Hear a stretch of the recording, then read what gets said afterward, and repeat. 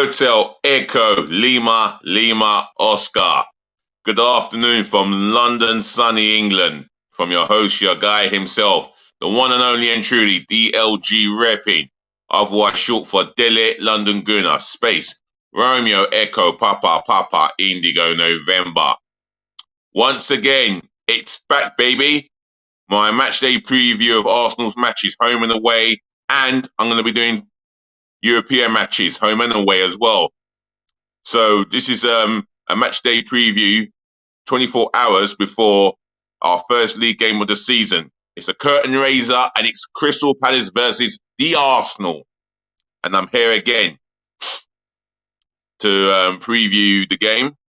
I'm going to be picking my starting 11, my 9 substitutions, which will involve 5 substitutes that can come on at any one time inside 90 minutes plus stoppage time.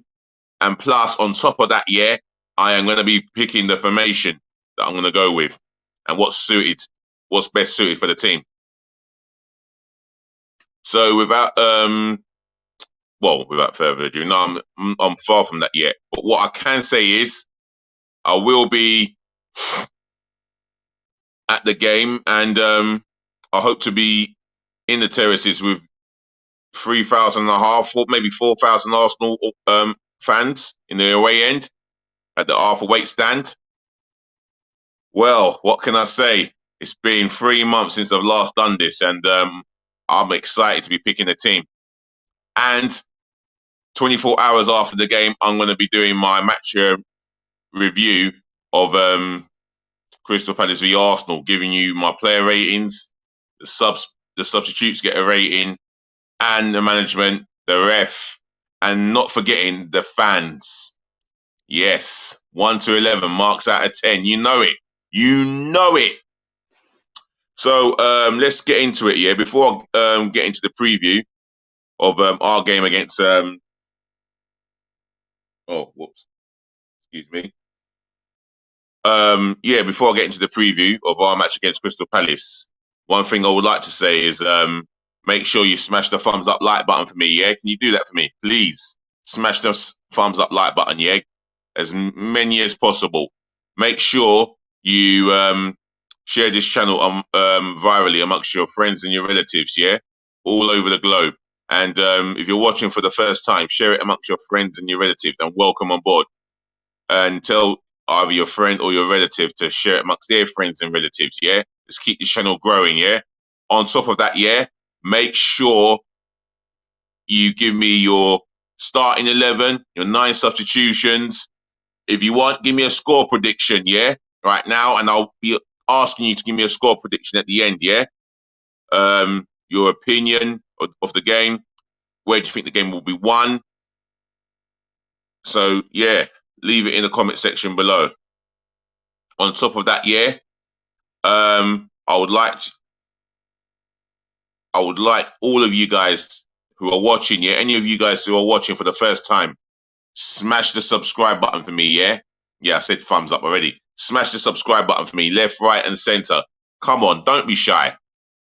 This is the road to 1,000 subscribers by the end of this year. Smash the subscribe button for me, And remember, if you do subscribe, I'll shout you out, And I will help you by being as consistent as possible and trying to do more than one videos.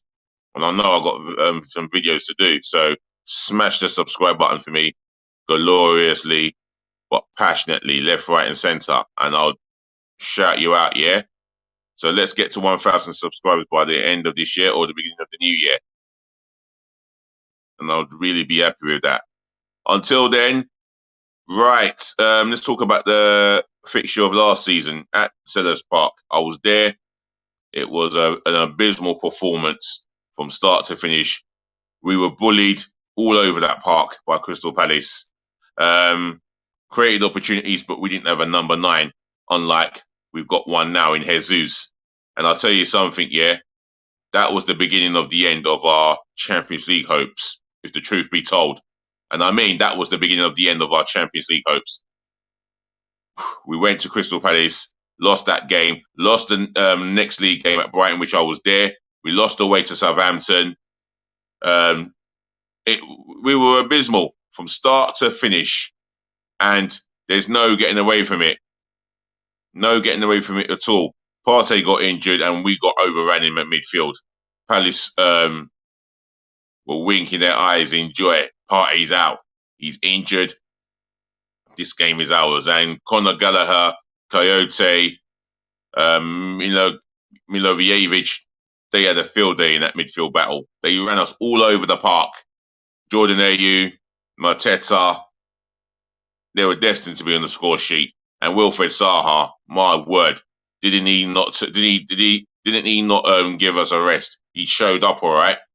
Oh, drawing Odegaard into a stupid foul. And I was disappointed in overall in that game. But overall, just give credit where it's deserved. Palace were up for it. They were strong. They were physically too strong for us, too quick for us. They outplayed us. And you know what? We fell into their trap and we paid the ultimate price. And even though that was after the international breaks, they were obviously more prepared than what we were for that game. And we were ill-disciplined in our performance and ill-prepared for that fixture. So, yeah, again, I'll say well done to Crystal Palace. They deserve the 3 points, hands down. However, this is a whole new ball game. And Arsenal have shown a lot of match sharpness, fitness, a desire to close the ball down, put pressure on the opponent when we haven't got the ball. Scored lots of goals.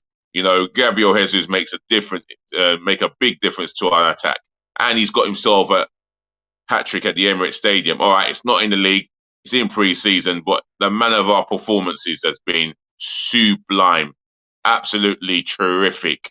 You know, the result against Chelsea, absolutely brilliant. The game against Sevilla, should I say, brilliant performance. And Gabriel Jesus, his movement in the box. I mean, his movement, his understanding, the fitness levels, the pressure he puts on the defenders, and that's a tribute to himself. The signings I would like to talk about. William Saliba, I've heard nothing but high praising for him. You know, massive tribute to his performances. He's come back and he's looked more of a man than he was 2-3 years ago when we signed him from Saint Etienne. My word, he looks a hell of a defender. And you know what? I think the loan moves of 2-3 seasons ago has done him more than the world of good. Since he was, during his loan spell, he's even got into the French squad and won a couple of caps for them, from my understanding. And if I've got it wrong, leave it in the comment section below. Without further ado, let's get into the starting 11. And I'm going to be picking my 9 substitutions and the formation. The formation is a 4-3-3. I'm going to go with a 4-3-3 attacking formation. And I feel that we can attack. We can attack and we will attack to win this fixture. And like I've said, time and time again, the minimum expectation of the first 3 league games is frigging, it'd be lovely to get 9 points. I'm aiming between minimum 5 to 7 points on the board. That is my realistic aim. If we get more than 5 points on the board, that's an improvement from last season's no points, no goals. So without further ado, the starting 11, I'm going to pick without further ado, I'm going to pick my 11 individuals who are going to form a team to go out there and do more than their best to beat Crystal Palace. And I don't see why we can't beat Crystal Palace home and away. We've got the better team. We've got the better individual players, I believe, the better squad depth, the bigger squad depth. And we're obviously going to be forever the bigger club, with all due respect to Crystal Palace. And I mean with the greatest of respect to Crystal Palace. However, it's time to pick my starting 11. In goal, hopefully and soon to be England's #1 goalkeeper, Aaron Ramsdale. And also, I've watched the documentary, and I'm not going to say too much. If you haven't seen it, check it out on Prime Amazon. But for me, it is worth a watch. Arsenal, All or Nothing Arsenal. Aaron Ramsdale starts in goal for me. I mean, he would have learnt from last season, and I think he will be motivated to push Jordan Pickford to the edge, to the point where he comes under extreme pressure to keep his #1 spot in the England national team. Plus, he would love to be #1 at Qatar. So I'm going for Aaron Ramsdale in goal. My right back, this is the back four. So my right back, due to the fact that Tomiyasu is likely to miss that game, I'm going to go with Ben White at right back. For the simple fact is, he offers defensive solidarity at the back. He will give us. He won't give us so much of an option going forward, but you know what? He is disciplined at his job and what he does, and he will try and give it. And I can't even talk right now. I would expect him to give us a honest performance in that position. Yes, he would prefer to play as a centre half, but again, if I didn't pick him at right back, I would have gone with Cedric Suarez, and I don't trust him against Wilfried Zaha. I would more depend on Ben White to do a job on Wilfried Zaha, or a half-decent job. But my decision to go with Ben White is for the simple fact is he's got more of a chance of keeping Zaha quiet than any of the right backs that I can think of. And it's a shame Maitland-Niles is not going to be included in the squad. I would definitely be counting on him to do a job, but for me, I think he's heart set on leaving the Emirates. Anyway, Ben White, right back. My two centre halves, William Saliba. What can I say about this guy? I mean, I've heard that he's quick, strong. I know he's tall, athletic, good on the ball, and his reading of the game is absolutely on point. So if that's the case, I'm going with William Saliba. Alongside him, our best performing centre half last season, and I would expect him to perform as if he is the best centre back at Arsenal and one of the best centre backs in the Premier League. He goes by the name of Gabriel dos Santos Magalhães. He starts alongside William Saliba, Brazilian international. Again, he's powerful, strong, quick, good in the air, and I hope he makes up for the poor performance he had at Selhurst Park last season. So Magalhães starts. Alongside at left back, we'll go with Zinchenko. For me, he's had an impressive couple of games for the Arsenal against Chelsea, against Sevilla. You can tell he's not the tallest of left backs, but he will go up. He will get up when the ball's up in the air. And if Crystal Palace think they get it easy there, then they're sadly mistaken. Defensively, he's not too bad. Offensively, very smart, very calm, and a terrific left foot, cultured left foot, should I say. And the Ukrainian international, we can even play in the midfield. But for me, he starts at left back, not the midfield area. Right, here we go. The area that I have concerns with, and that's the area that we need strengthening in, especially when it appeals to strength and depth. The man who's going to be charged with doing the holding job is Thomas Partey. I think he's fit and available to do the job, despite the talks about accusation of whatever's happened off the pitch. That's nothing to do with football. We should judge the guy what he does as a professional footballer. And for me, I think he would have to do the anchorman job in that midfield, and we can't really depend on anyone else to do that job. But for me, I'm going to go with him to start this game. Either side of him, on the right-hand side of him, it's a three-man midfield, by the way, I'm picking. On the right-hand side of him, I'm going to go with Albert Mboyo Sambi Lokonga. No, I can't do that. Can I? No. Let's have a think. No, I'm going to go with Martin Odegaard, but I'll come on to the next one.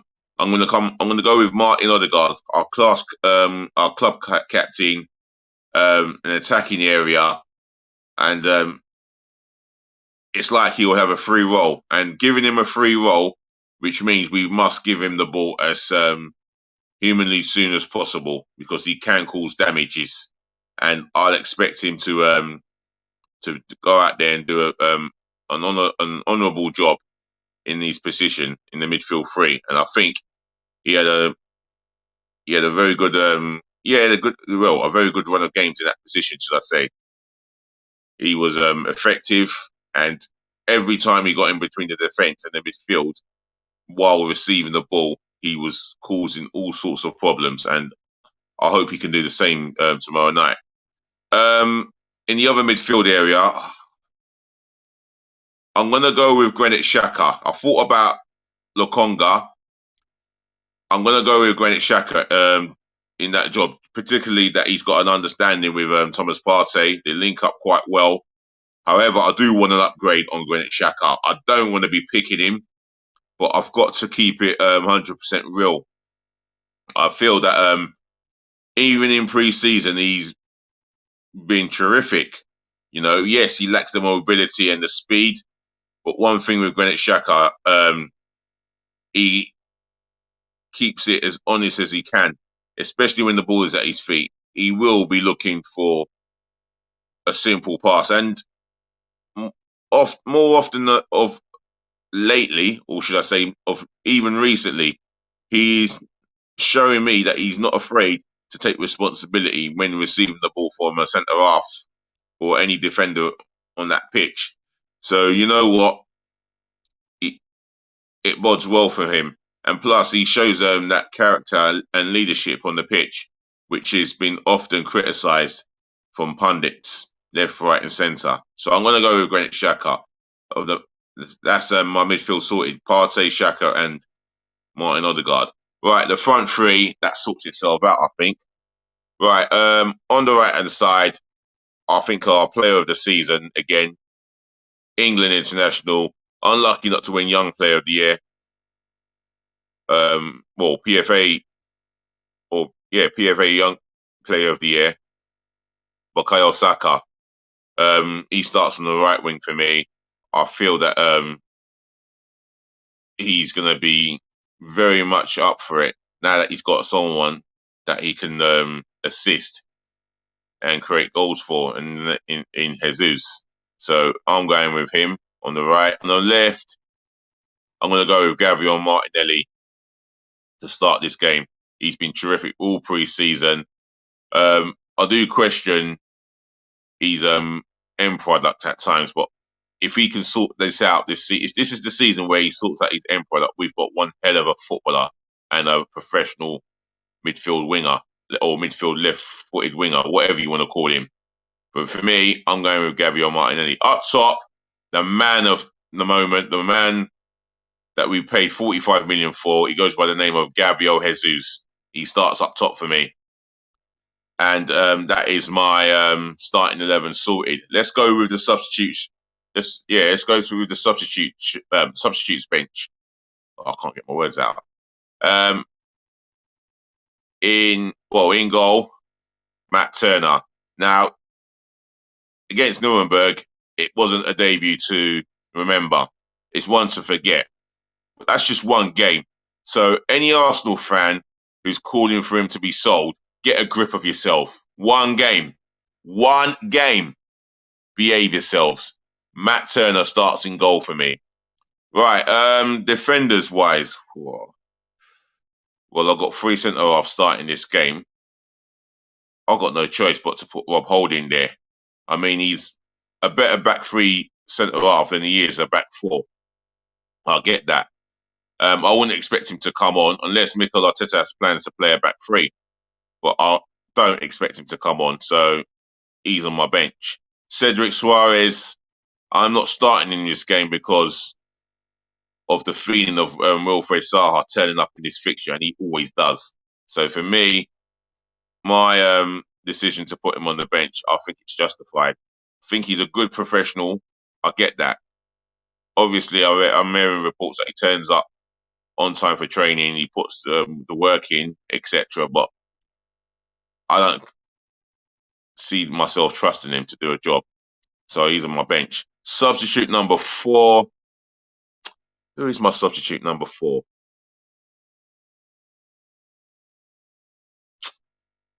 Midfield area. Mohamed El Neni. Signed a contract last season. A loyal professional player, midfield player, should I say. And he does do a job to an extent. Again, some might prefer him to start in this fixture in the midfield than others, but I'm going to have him on my bench. Substitute number 5. Yeah, Albert Mboyo Sambi Lokonga. Now, he's been good in pre-season.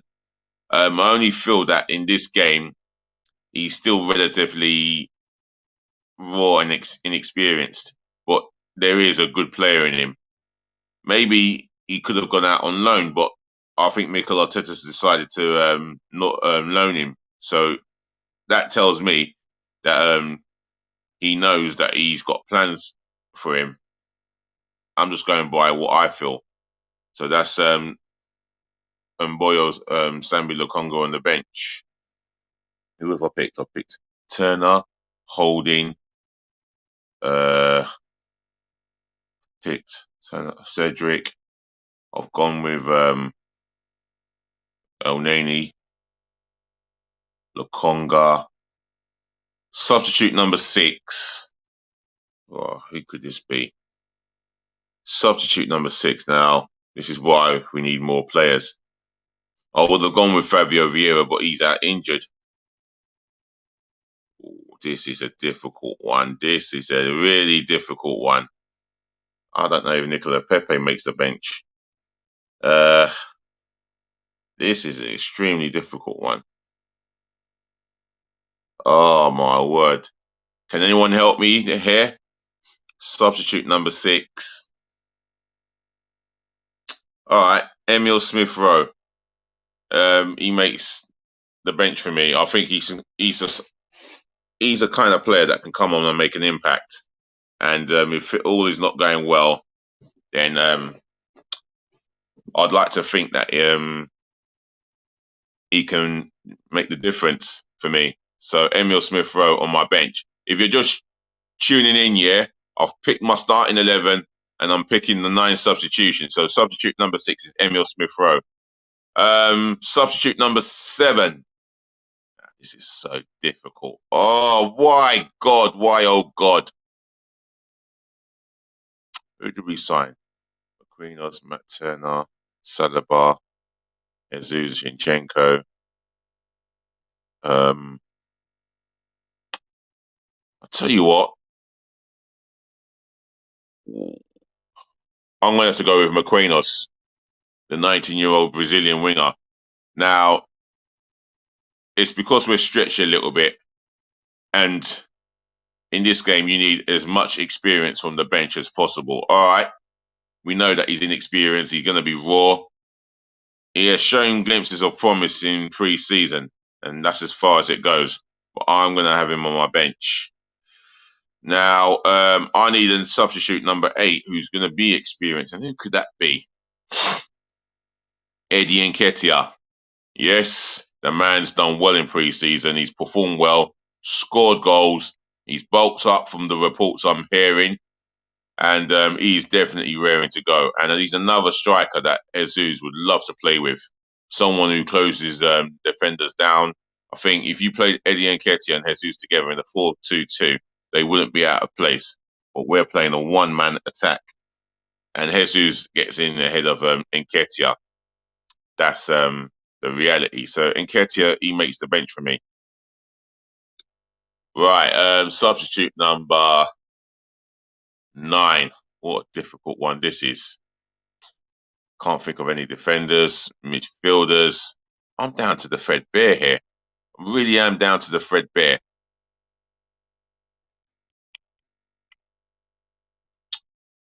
I'm going to go with Reece Nelson. Now, this is his opportunity to prove that he belongs at the football club. He has a future here, and possibly can push Bukayo Saka out of the team, which is highly unlikely at this present moment of time. However, there is a talent in that boy, but we need to. Well, it's him who needs to get it out of him, and I'll give him an opportunity. I'll give him a place on the bench, if not an opportunity to come on and make an impact.